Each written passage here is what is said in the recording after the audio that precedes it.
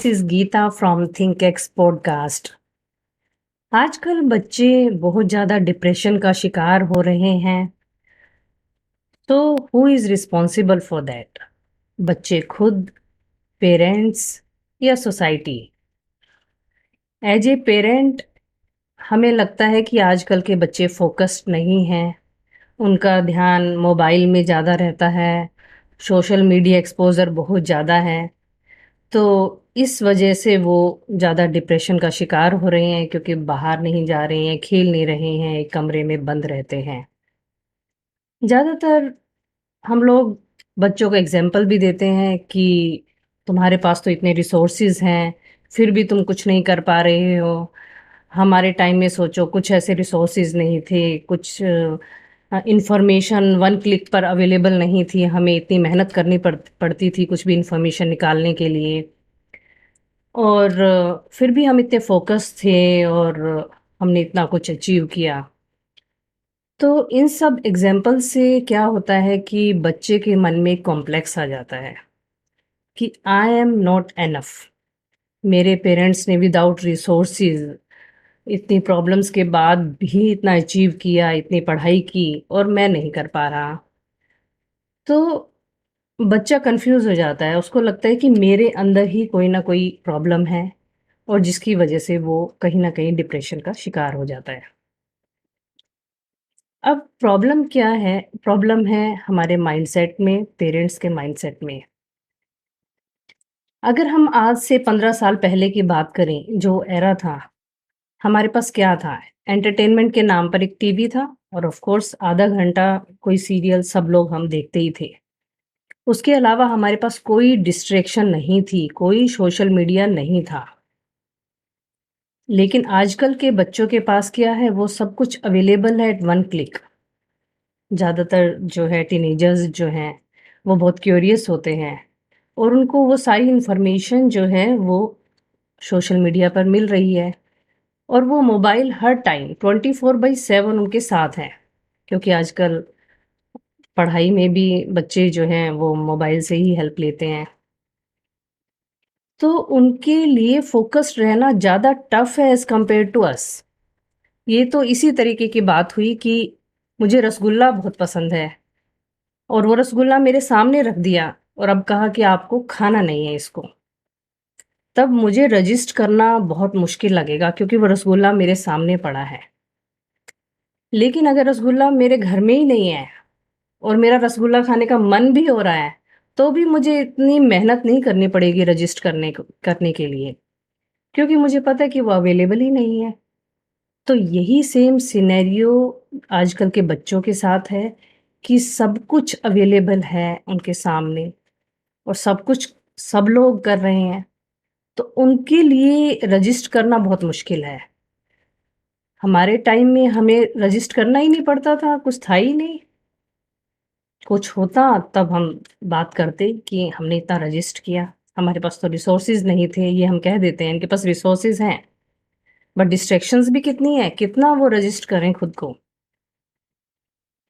As ऐसी है, tender as है, क्यूरियस एज है, तो बच्चे जो हैं वो सारी इन्फॉर्मेशन जो है वो सोशल मीडिया से लेते हैं और जो है कंपैरिज़न करते हैं और कहीं न कहीं डिप्रेशन का शिकार होते हैं। तो फर्स्ट रीज़न तो यही है कि आप अपने एग्ज़ाम्पल्स देना बंद कीजिए। आजकल के बच्चों की लाइफ़ रियली देखा जाए तो टफ़ है एज़ कम्पेयर टू अस। हमारी लाइफ़ बहुत ईज़ी थी, बहुत स्मूथ थी, कुछ अप्स एंड डाउन्स नहीं थे उसमें लाइफ़ में। दूसरी बात अगर हम करें सोशल मीडिया एक्सपोज़र की, तो सोशल मीडिया एक्सपोज़र बच्चों को क्यों है? क्योंकि 5 साल की उम्र से हमने बच्चों के हाथ में मोबाइल दे दिया कि चलो बच्चों, मुझे तो अभी कुछ काम है या मुझे सोना है या मुझे घूमने जाना है, आप अपना मोबाइल देखो।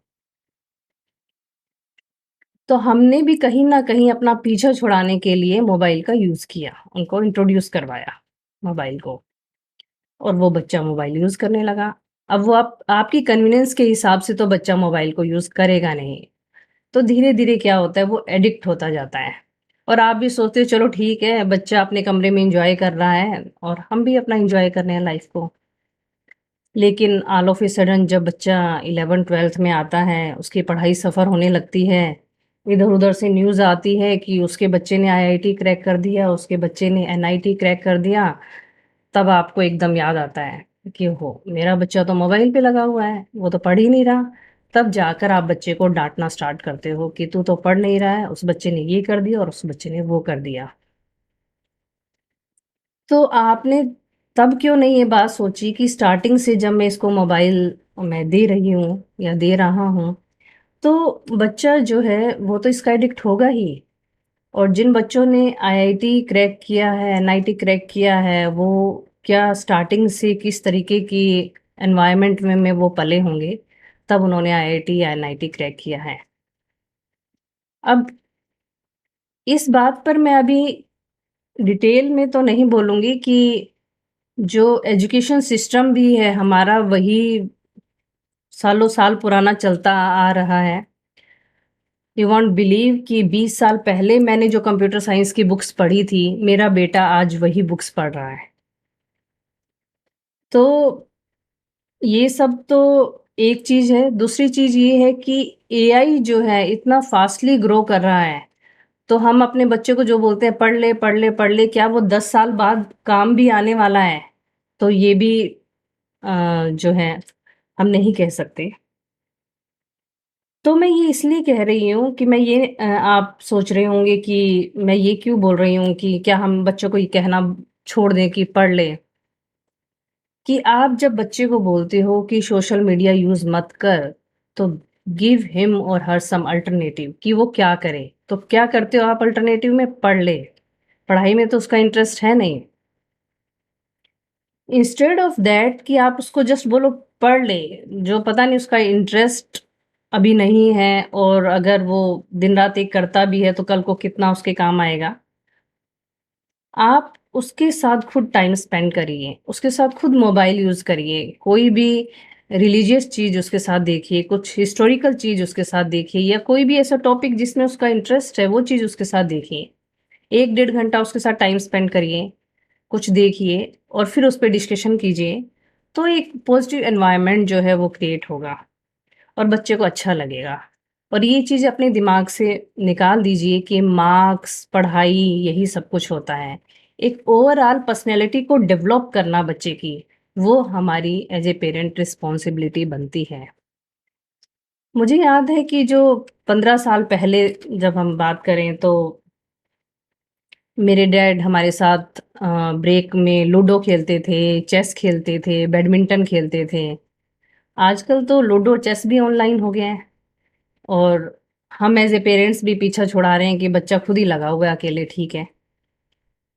और अगर हमें उस टाइम 15 साल पहले जब कोई भी क्यूरियोसिटी होती थी, किसी क्वेश्चन कोई लाइफ़ से रिलेटेड कोई क्वेश्चन है या कहीं भी हम गए, कोई ऐसा सिनेरियो आया जिसके बारे में हमें कुछ डाउट है, तो हम अपने मॉम से पूछते थे और मॉम बड़े सरल तरीके से उसका आंसर करती थी।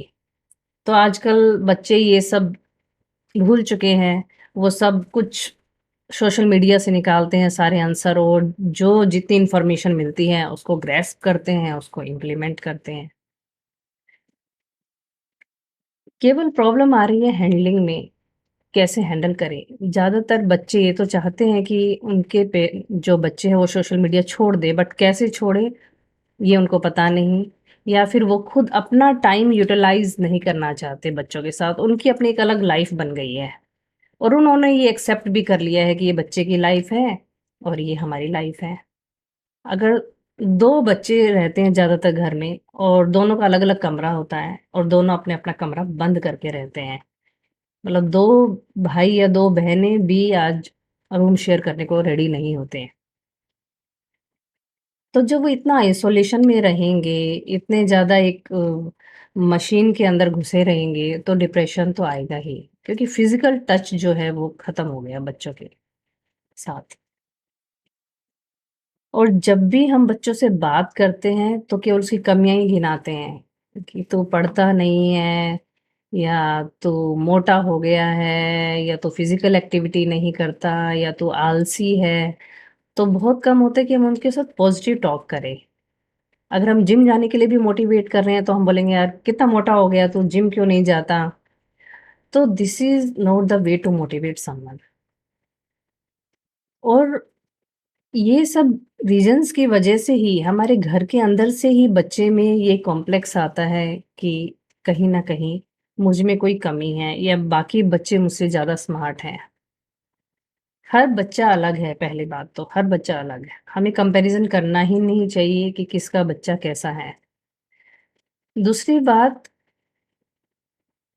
जब we are clear about it कि बच्चे का पढ़ाई में इंटरेस्ट है, तो वेल एंड गुड, नहीं है तो भी वेल एंड गुड। क्योंकि एजुकेशन सिस्टम इतना फास्टली चेंज हो रहा है। After 10 years we can not say कि क्या जॉब्स होंगी मार्केट में, क्या नहीं होंगी।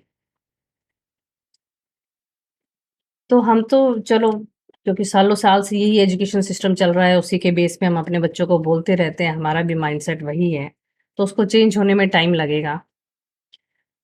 तो but we need to understand that कि हमें बच्चे को जब हम बोल रहे हैं सोशल मीडिया यूज़ नहीं करो, तो उसको एक ऐसा अल्टरनेटिव देना है जिसमें वो इंटरेस्टेड हो, जिसमें भी इंटरेस्टेड हो। मान लिया कि उसको डांस क्लास पसंद है, तो उसको डांस क्लास भेजो, उसको बैडमिंटन पसंद है, तो उसको बैडमिंटन क्लास लगाओ, या आप उसको आपके साथ टाइम स्पेंड करना पसंद है, तो आप टाइम स्पेंड करो।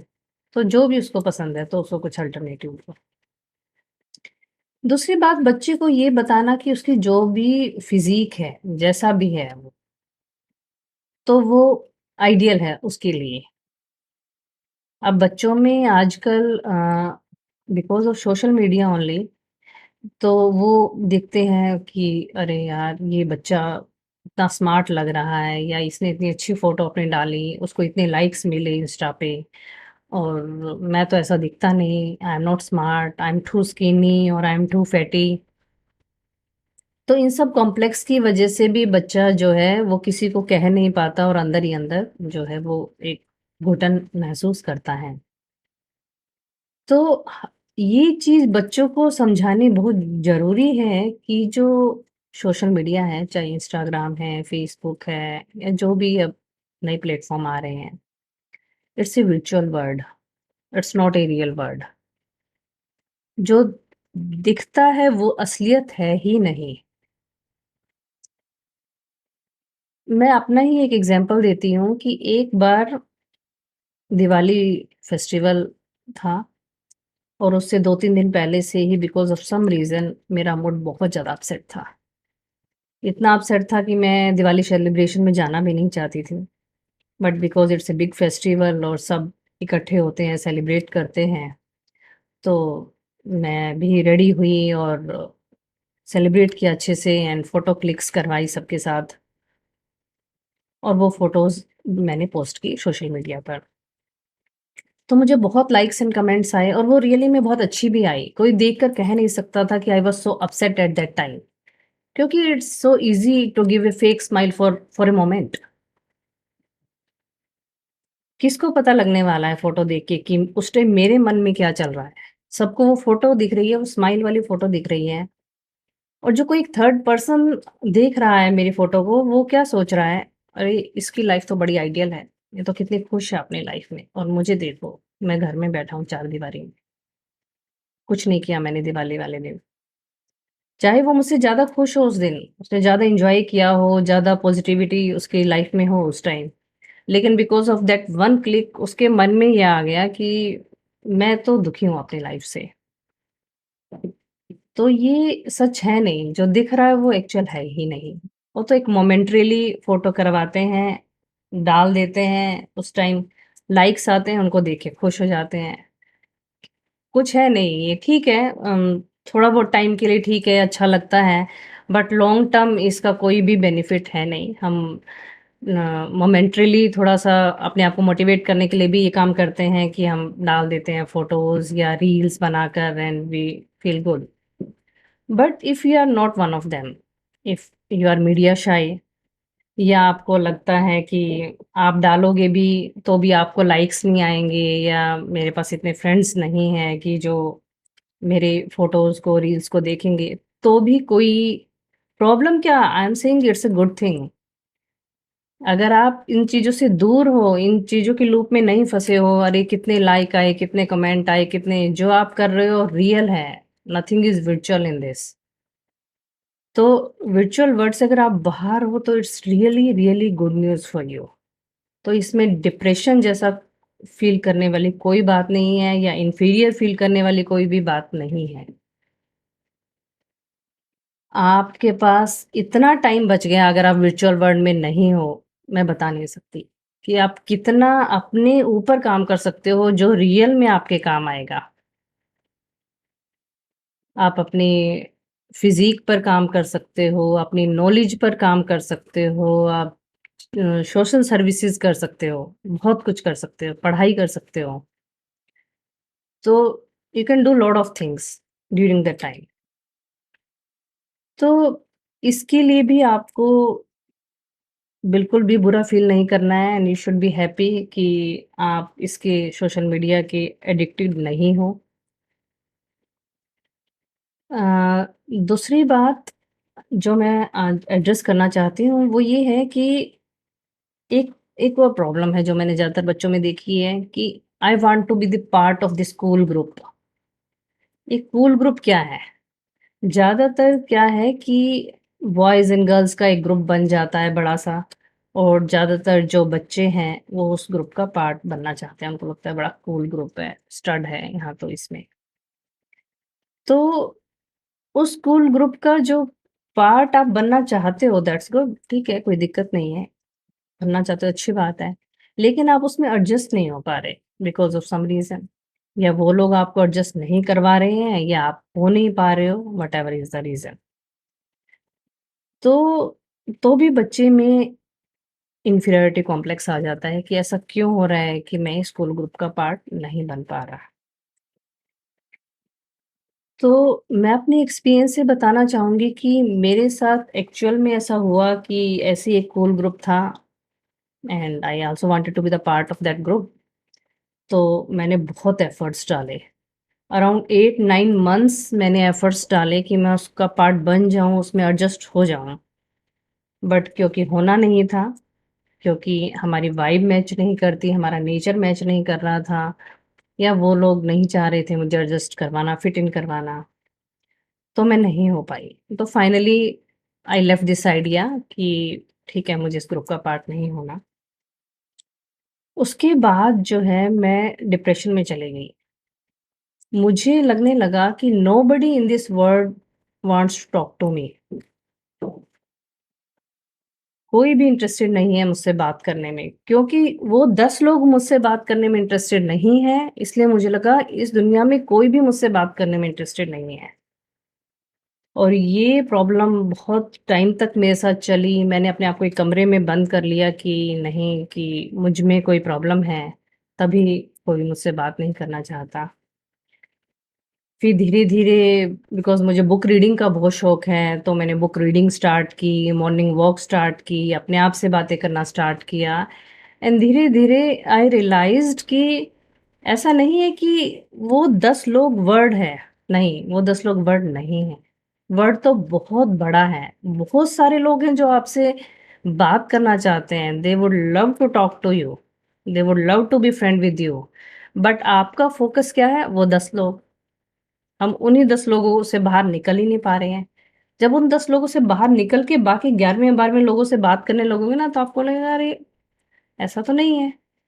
And I am not saying कि वो 10 लोग गलत हैं, वो सही है अपनी जगह। उनका उनका क्लोज़्ड बॉन्ड है या उनका जो भी सर्कल है, जिस भी वजह से है, वो आप उसमें फिट इन नहीं हो पा रहे। तो ठीक है, हर बंदा हर एक से फिट इन नहीं हो सकता, हर एक से वाइब थोड़ी ना मैच करती है, तो ये नोबडी इज़ रॉन्ग। ना वो गलत है, ना आप गलत हैं। हमारी थिंकिंग गलत है कि हम सोच रहे हैं कि हमें उस ग्रुप में घुसना है, ज़बरदस्ती घुसना है। वो है ही नहीं, this is not meant for you. तो जहाँ फिट इन होते हो ना, वहाँ आपको एफर्ट्स नहीं करने पड़ेंगे। एफर्टलेसली आप एकदम फ्रेंड बन जाओगे। आपको लगेगा अरे यार, जैसे हम तो सालों-साल से जानते हैं एक-दूसरे को। इतना इतना एफर्टलेस होगा। उसके लिए अगर आपको एफर्ट्स लगाने पड़ रहे हैं, एफर्ट्स बार-बार, बार-बार, और एक ही तरफ से लग रहे हैं, आपकी तरफ से ही लग रहे हैं, उनकी तरफ से नहीं लग रहे हैं, तो जितनी जल्दी हो ऐसे ग्रुप को छोड़ देना चाहिए। तो मैंने तो इवन मेरा एक फ्रेंड है, ही वाज़ टेलिंग मी कि उसने ऐसे ही कूल ग्रुप का पार्ट वो बना रहा है एक्चुअली ज़बरदस्ती, एंड नाउ ही रियलाइज्ड कि उसने कितना प्रीशियस टाइम अपनी लाइफ का वेस्ट किया उन लोगों के साथ जो उसको चाहते ही नहीं थे उस ग्रुप में। तो वो अब रिग्रेट करता है इस चीज़ के लिए कि इंस्टेड ऑफ दैट वो अब जो वो जैसा है उन्हीं लोगों के साथ अगर वो रहता तो शायद ज़्यादा एन्जॉय करता अपनी लाइफ को। तो be yourself is the key. आपको यही करना है ना। आप देखो इस वर्ल्ड में किसी को भी एंटरटेन करने नहीं आए हो, ये बात याद रखो। इस दुनिया में अगर आप आए हो तो खुद के लिए, कुछ करने के लिए, कुछ बनने के लिए, या जो भी पर्पज़ के लिए भगवान ने आपको भेजा है तो उसी के लिए आप यहाँ आए हो। डेफ़िनेटली किसी को इम्प्रेस करने या एंटरटेन करने आप नहीं आए आए हो, तो वो आपका मोटिव कभी भी नहीं होना चाहिए। आप बस ये सोचो कि मैं कभी किसी को मेरी तरफ से इंटेंशनली कभी कोई हर्ट नहीं होना चाहिए। इसका आप you make sure about it कि बिना मतलब के किसी की लेग पुलिंग करना या किसी का फन बनाना जिससे कि वो हर्ट हो। अगर आप मस्ती मज़ाक में वो कर रहे हैं तो that's really good.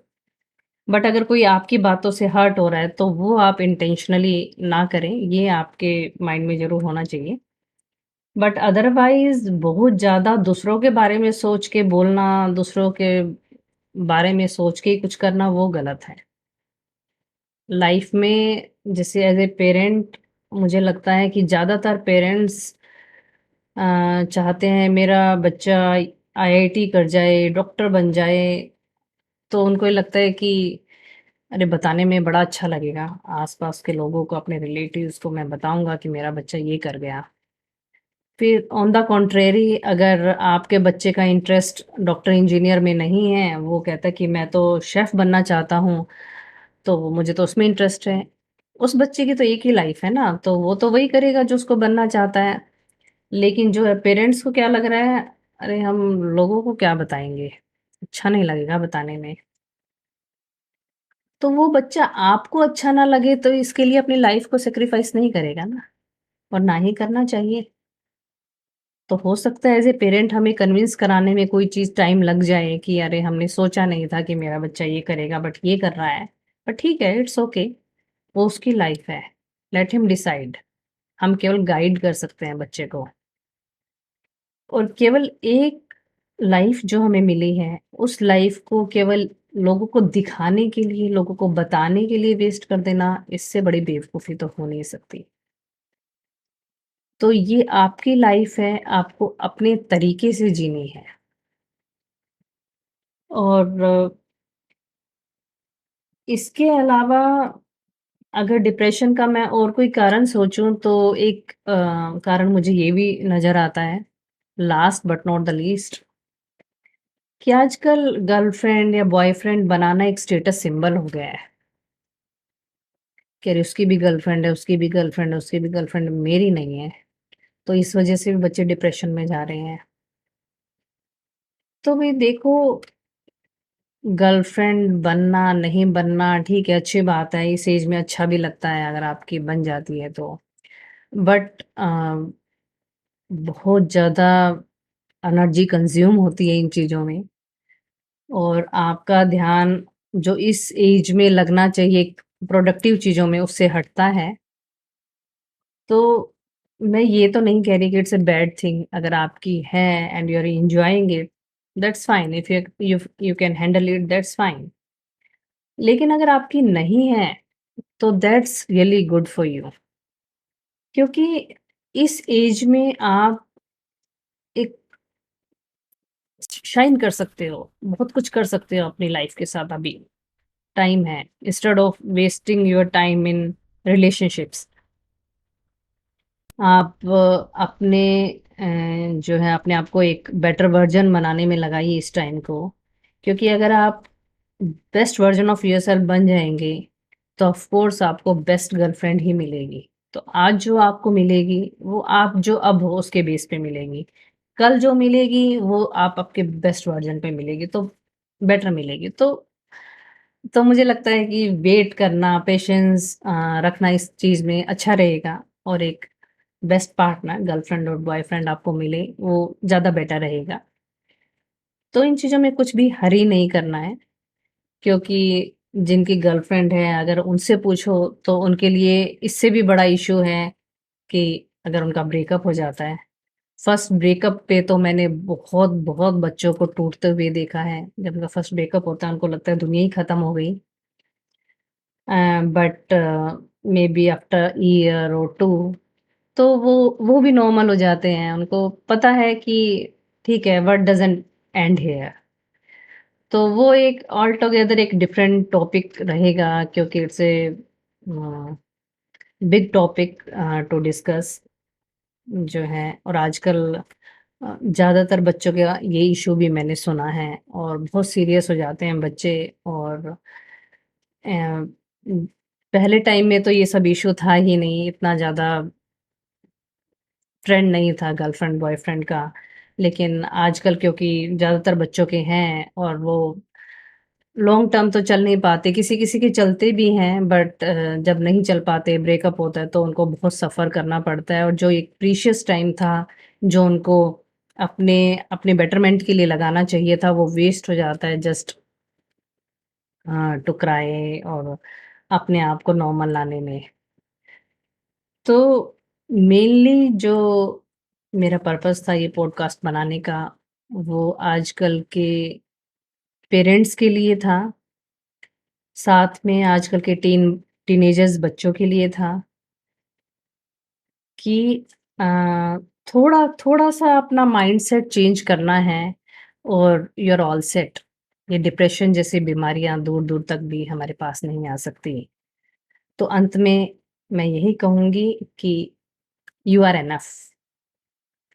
Bye bye.